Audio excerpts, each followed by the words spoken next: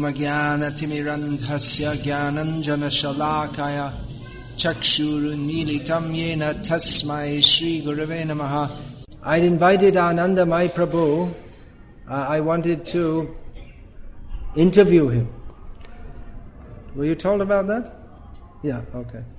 About his memories of the early days of ISKCON's activities in Andhra Pradesh and his memories of Srila Prabhupada's personal presence at that time.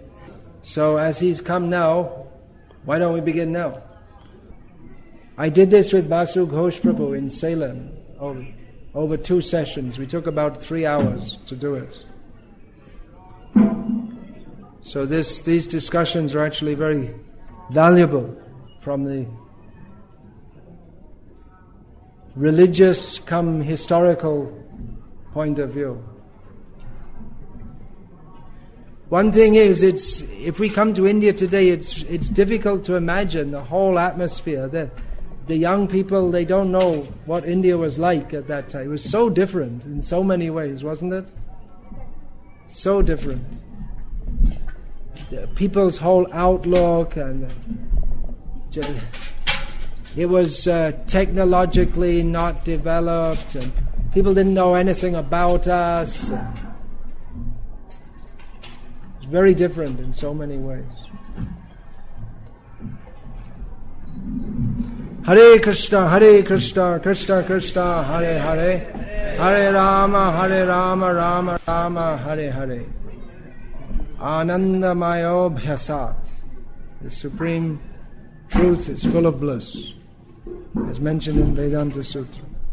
Tahale Anandamayi, Tabe Hoy Digbijoy. That's also in Prabhupada's song. Right? That when the name of Krishna, Prabhupada says, is spread all over the world, then there'll be all bliss and then victory in all directions. Vaishnavera Icha Purna Hoy, and the devotee's desire will be fulfilled.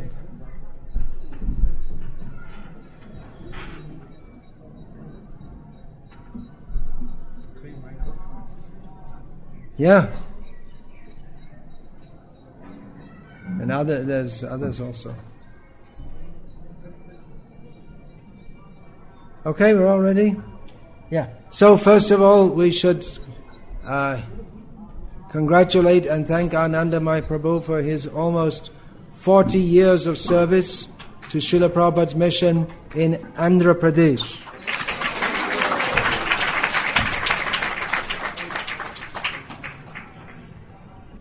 So Anandamayi Prabhu, I don't know actually. Did you join ISKCON in France or in England? In India? Please start chronologically at the beginning.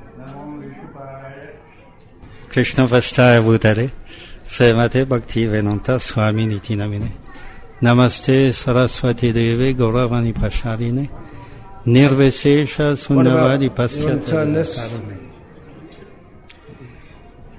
You want to turn your webcam? This webcam is not set up for this kind of broadcasting, is it? Yeah. So, did you join? I don't know. I don't think I ever asked you. If I did, I forgot. Did you join in France or in India? So I joined ISKCON here in India. I see. I think you'd done a degree in France before that? I did, I completed a business school in France. Then, of course, we're not supposed to go into the past of Vaishnavas, but I think your parents, they're also quite your father was quite a prominent person, like that businessman, something like that. My father was an industrialist. He was in the textile industry. And the sound is not coming. So Anandamayi Prabhu, his father was an industrialist in the textile industry. He did a degree in business administration.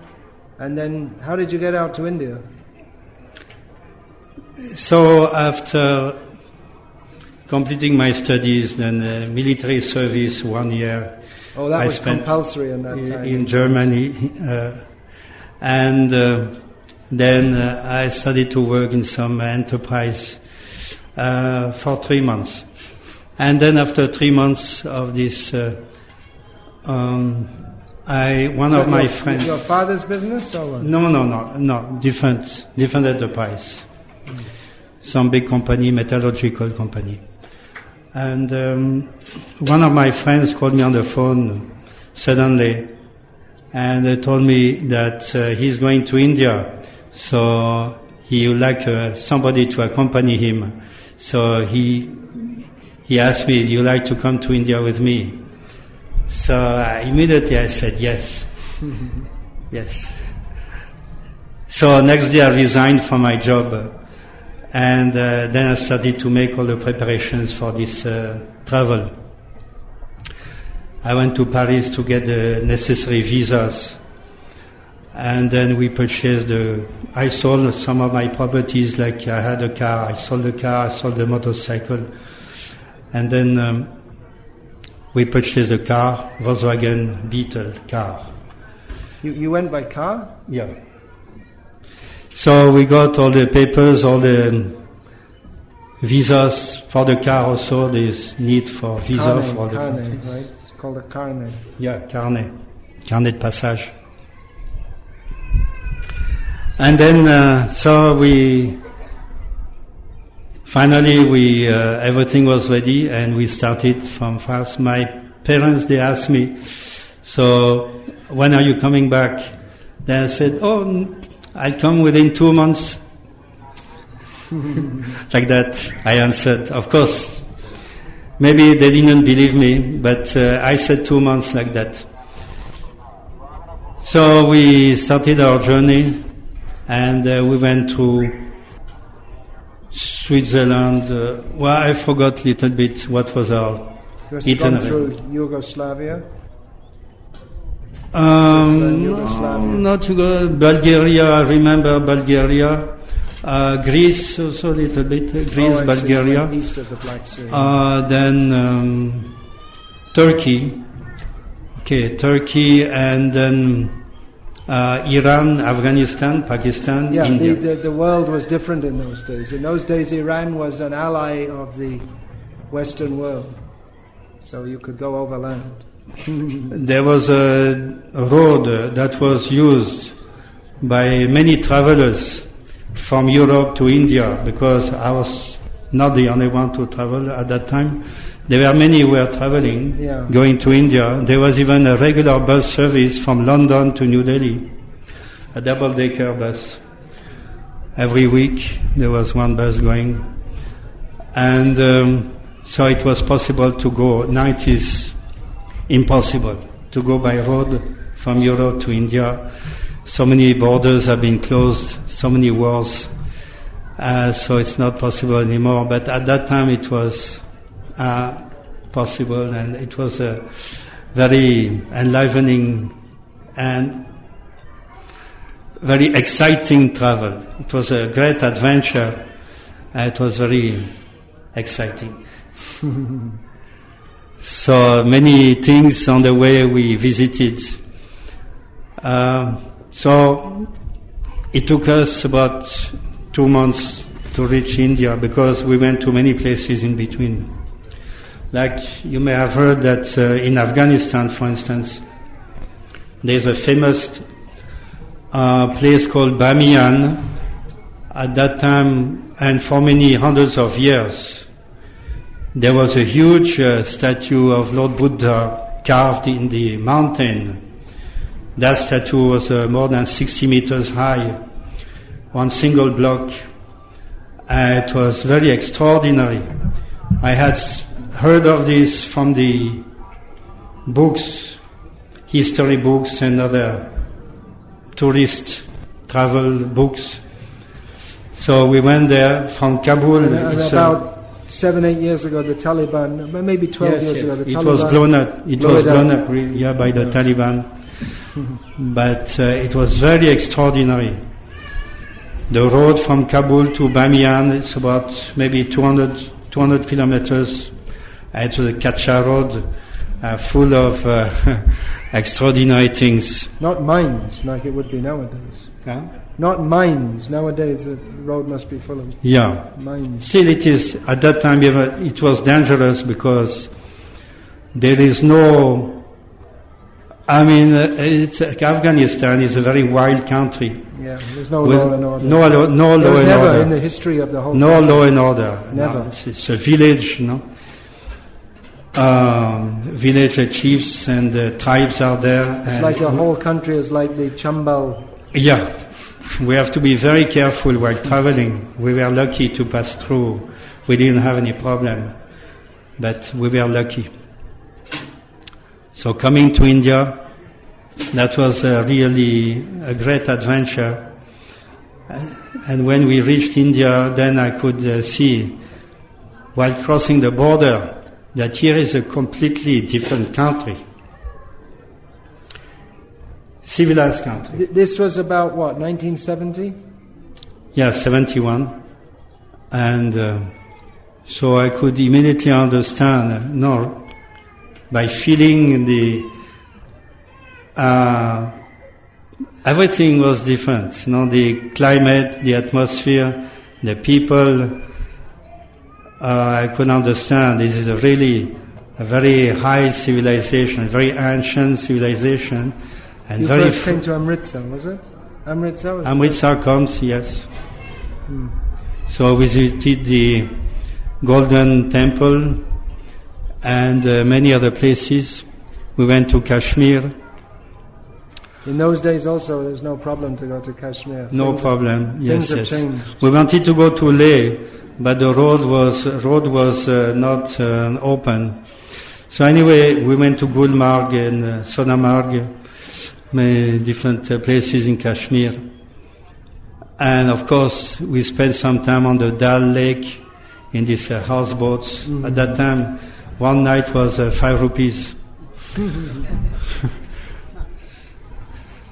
So we visited many places like this. Then finally, we came to Bombay. Bombay, it was amazing because there was a huge rain one day before, and we reached Bombay.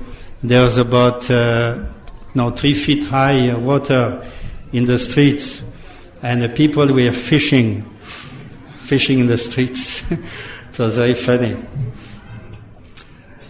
But so my friend left at that time, and he told me that now I have to come back to France.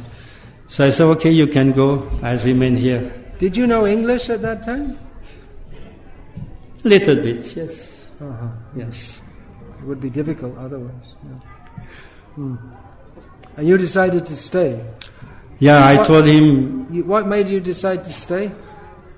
Whatever I had seen, a little bit of India, it was so wonderful, so attractive, and I had so many other places. I had planned to see many other places in India.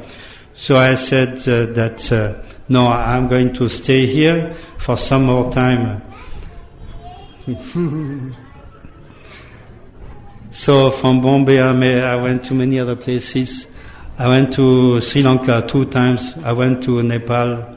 Singapore, is it? Not Singapore, Sri Lanka. Yeah. Ceylon. At that time, Ceylon. I visited many temples. I took baths in many holy rivers. And sorry to interrupt, but they weren't stopping you going in temples? Yeah, there's a very interesting thing about that. Generally, temples were open to everyone, but a few exceptions. And when I came to Srirangam, I saw at the entrance one big board. Only Hindus allowed. So I was standing in front of the main door, gate to the temple, and I was seeing the board. I was seeing all these people who were going inside. I knew, I had heard that inside is an extraordinary deity of Ranganath. And really, I wanted to have darshan of Ranganath. And one pujari came and he saw me like this standing in front of the temple, and he asked me, "You want to have darshan?" I said yes. So he told, "No problem, just follow me." But he gave me a chadar and he put some tilak on my forehead and he took me by the hand inside. Even we didn't have to follow the queue. We went right directly. And Jai Ranganatha Swami ki jai. And all the other pujaris, they are just like that now, because I was accompanied by some important pujari, so everybody was doing namaste and so on. Otherwise, no, it was forbidden to tourists. So I came in front of Lord Ranganath, and this pujari, my friend, he showed me the beauty of Lord Ranganath, from the feet up to the head, everywhere. So I was completely in bliss. And afterwards, he gave me prasadam and so on. So that was a very extraordinary experience by Krishna's grace. In many other temples also I went to Kanchipuram, and then Sri Lanka. So Sri Lanka I visited. How did you go to Sri Lanka? By boat? By boat, yes. No, Yeah, I was actually. I had a budget of 5 rupees per day. Yeah. Because well, I had that. I remember I had that much money. I forgot. I was stolen money, a few times on the way.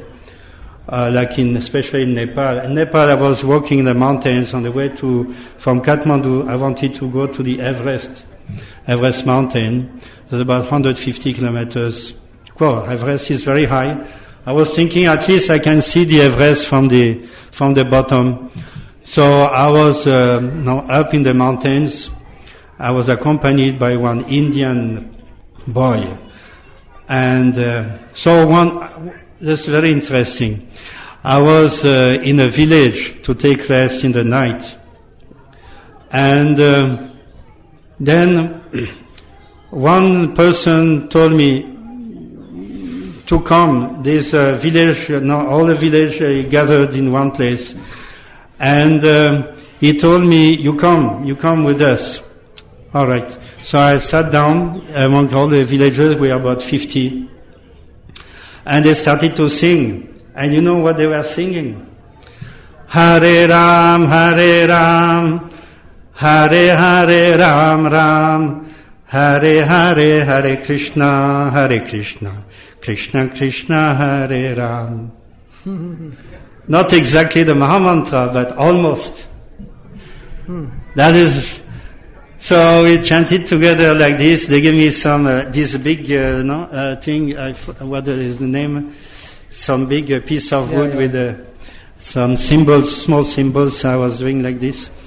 So about half an hour like this, we chanted Hare Krishna together. So it was very wonderful. In a small mountain village of Nepal, this kirtan was going on. And so I went back to my small room that they had given me. We didn't pay anything. It was offered by the villagers. And then I took rest there. The next day in the morning, I saw my luggage open. That boy is not there, disappeared, and my passport and money had disappeared also. So I went back very quickly towards Kathmandu, running to this about maybe 50 kilometers, but I could not see the boy. So I had to make new passport. I went to the embassy, make new passport. So my money had become taken away, mostly taken away, but I had still some travel checks. Still some money was there. That came afterwards. That came at the end of my travel, actually. So in the meantime, I had gone to Sri Lanka. I was a French teacher in Chennai, Madras at that time, at the Madras Christian College. I became a teacher, French teacher. I was teaching French comedy, 19th century comedy, Labiche. 19th century language? Yeah. One French author called Labiche, and of the 19th century. He wrote some very wonderful comedies. So I was teaching these French comedies to my students. Because in order to make some money, because I had no money left. And even my budget was 5 rupees a day. So in Madras, I stayed there for some time. I was staying in a student hostel built by the Danish government, where I could stay free of cost with I was sharing a room with a Buddhist monk from Thailand. We had some philosophical discussions. That was very interesting. So I had plenty of time. I stayed like this, visiting different parts of India, Sri Lanka, Nepal, from April 71 to April 72. 1 year I was traveling like this. I had many experiences of the religious philosophy of India. Of course, I was not a Vaishnava, but I became introduced to Indian philosophy through some other philosophers, which are now, I would not read their books. Vivekananda, I read something, and then I also read some of the Buddhist literature, Zen Buddhism by Professor Suzuki. I was reading a little bit of everything, but everything was about Indian philosophy. So it was an introduction for me. I was not a Mayavadi, I don't think so. Even while reading Vivekananda, I thought some of the conclusions that we are God, I could not accept that. But in between there were some interesting descriptions of yoga and of course the soul. One thing also which very important is that I was in Rishikesh, of course took baths in the Ganga, visiting all the important temples, and then mixing with the sadhus and all that. And then I purchased at that time Bhagavad Gita, because people had told me, this is the most important book. If you read this one book, then you need not read any other book. So I thought, I must have that book. And I went to this, there was some bookshop there selling these Gorakhpur editions. So I took the smallest edition of Bhagavad Gita. It cost me 50 paisa. It's a very small book, like this much, a mini size, not even a pocket size. You could keep it in a small pocket, mini size, 50 paisa, I remember. So I started to read Bhagavad Gita, and I was completely, mystified or completely overwhelmed by the mystical content of the Bhagavad Gita. I became so attracted by the great mystery. It was a deep philosophy. I could understand maybe 10 to 20%, 10% maybe. But the rest, 90%, I could not understand.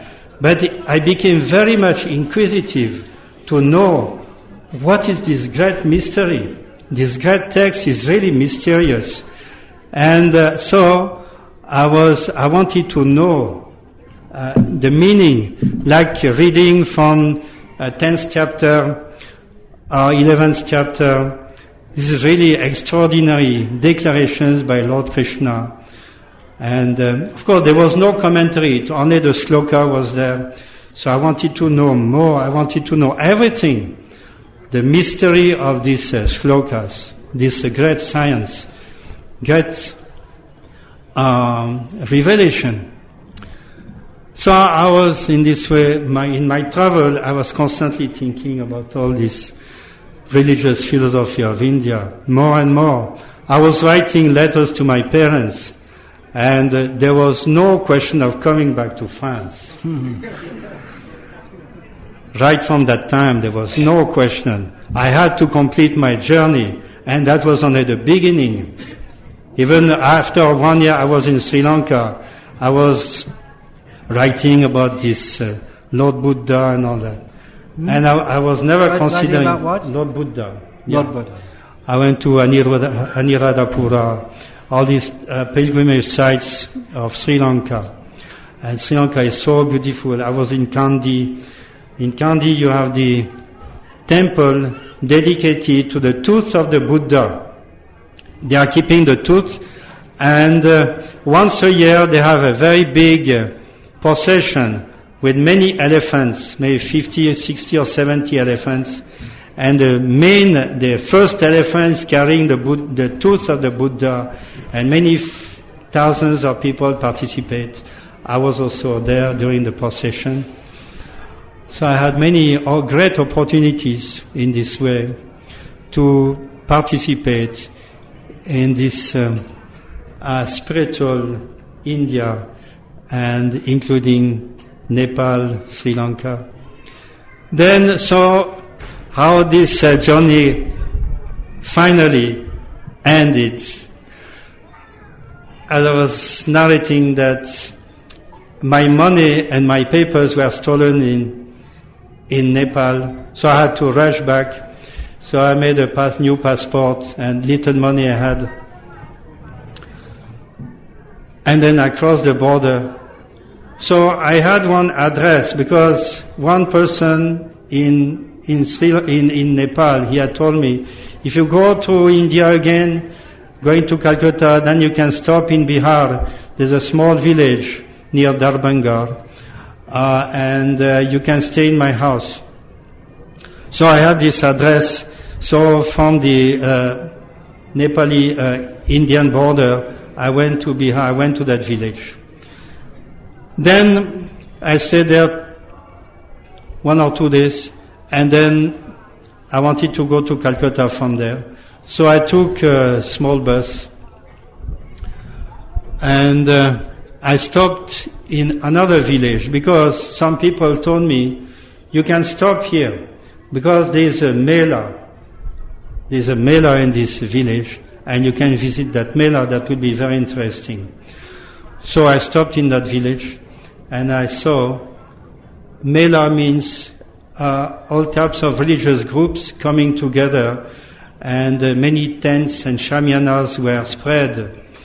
So I was standing again, I saw the entrance to that Mela, and I was looking around like this. I was hearing some lectures and some bhajan kirtan from the outside.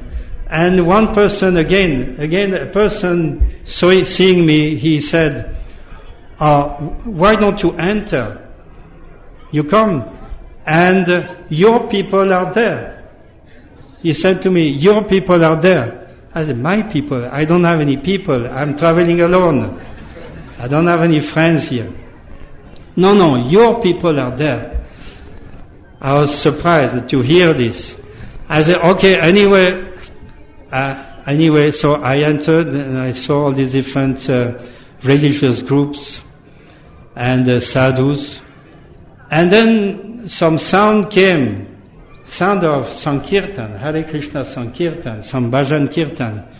So immediately then I was attracted and I went to see what's happening.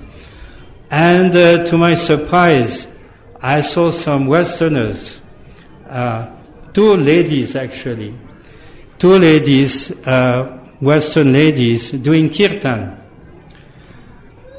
And there are some other brahmacharis was there. So one brahmachari, so a Westerner, he asked me, do you want to see the Swami? I said, yeah, Swami, yeah, I can see Swami. So next to the stage there was a tent, so I entered into the tent, and there I saw one sadhu, sannyasi, lying on the bed. Then he sat on the bed and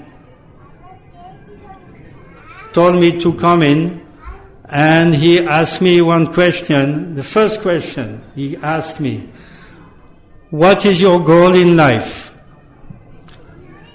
I said, "My goal in life is to become fearless." "All right, very good. Please come here. Then he made me sit down by the side of his bed. Now that sannyasi I should tell, because you may be very inquisitive. Who is he? Tamal Krishna Goswami. So I was very fortunate to have His Holiness Tamal Krishna Goswami. He started to speak to me. We had some conversation, question and answers, for about half an hour. Then he asked me, "Are you feeling hungry?" I said, "Yes, I feel quite hungry." Then he gave me a big plate of khichdi. So I took it. It was very good. I like it very much. So I spent the night with these sannyasis, one sannyasi and other brahmacharis.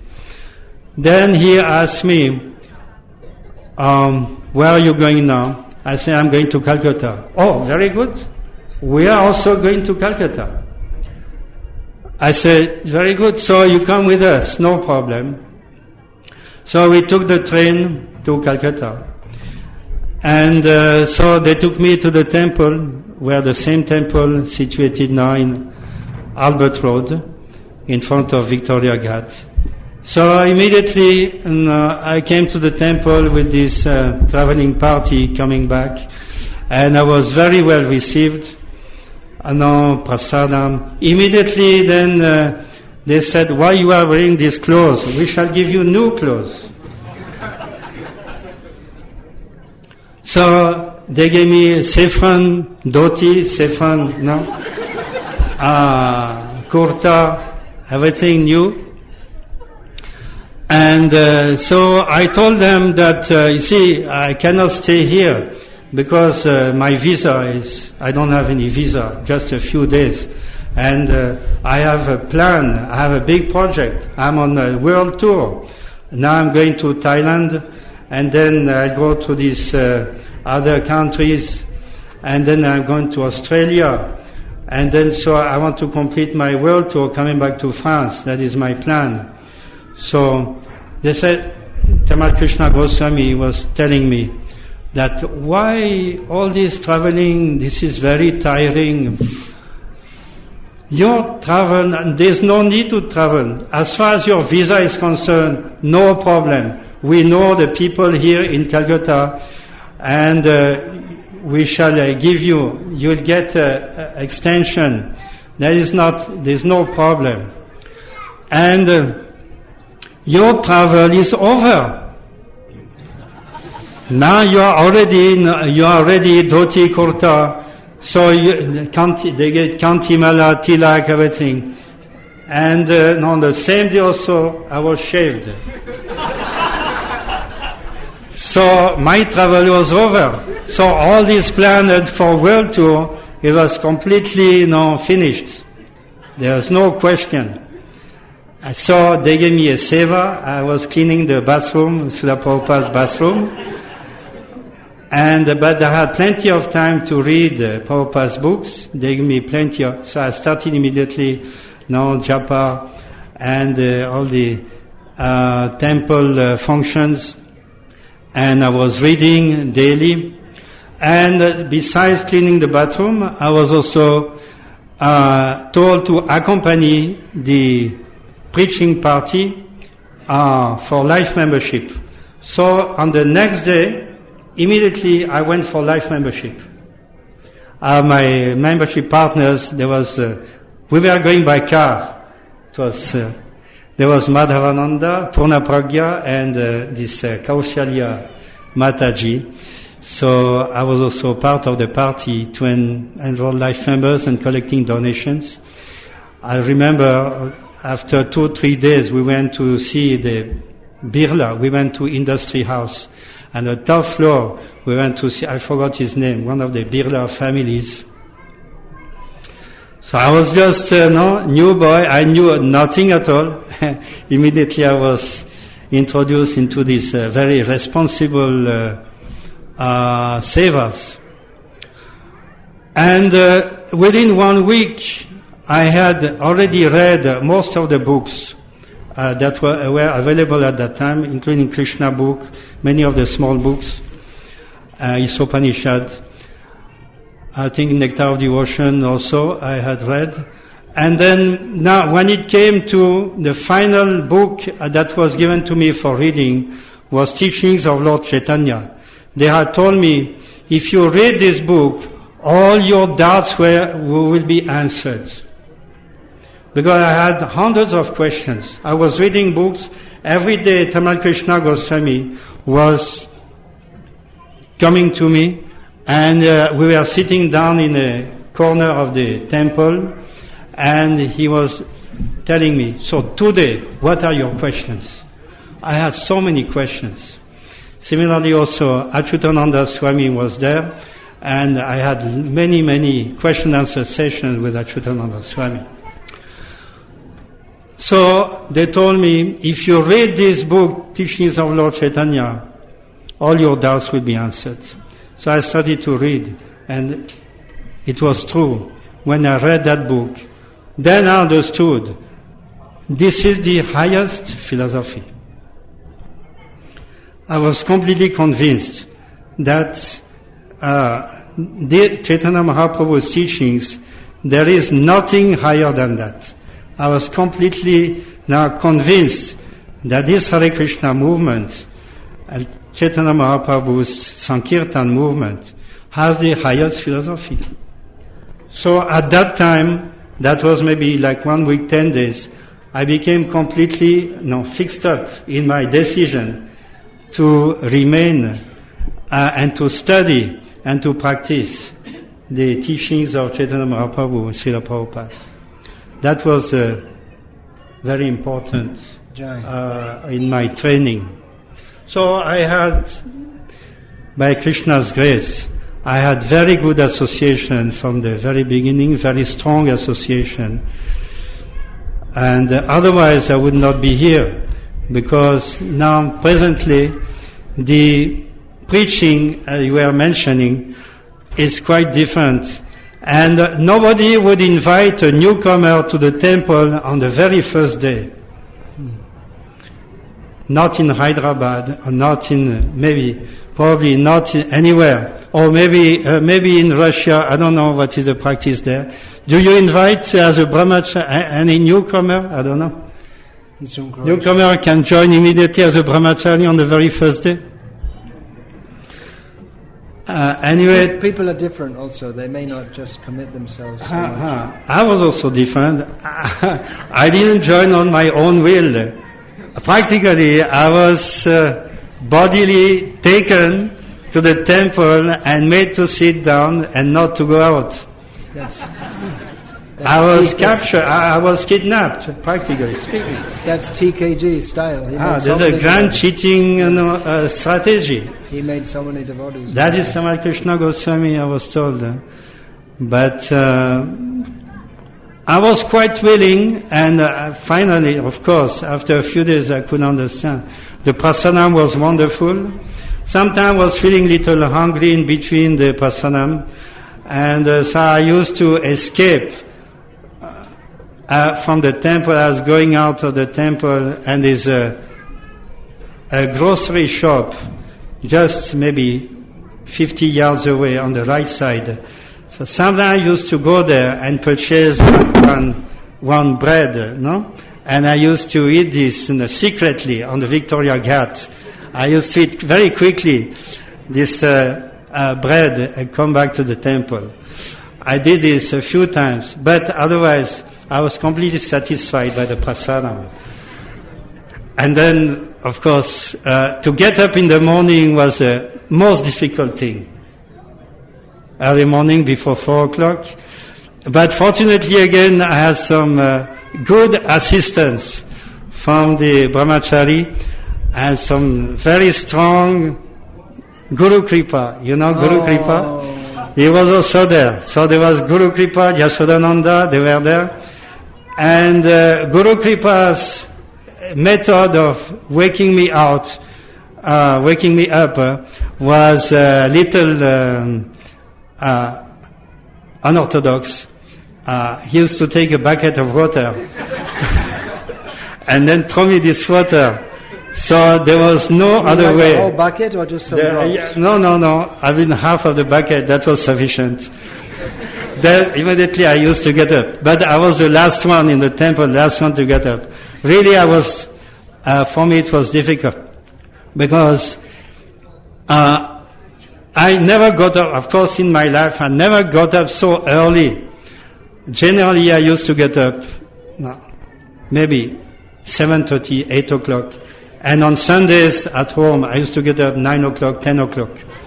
But 4 o'clock, this was unthinkable. So it was the most difficult thing, but gradually I could make it, and so I was fortunate. Then there's a lot more.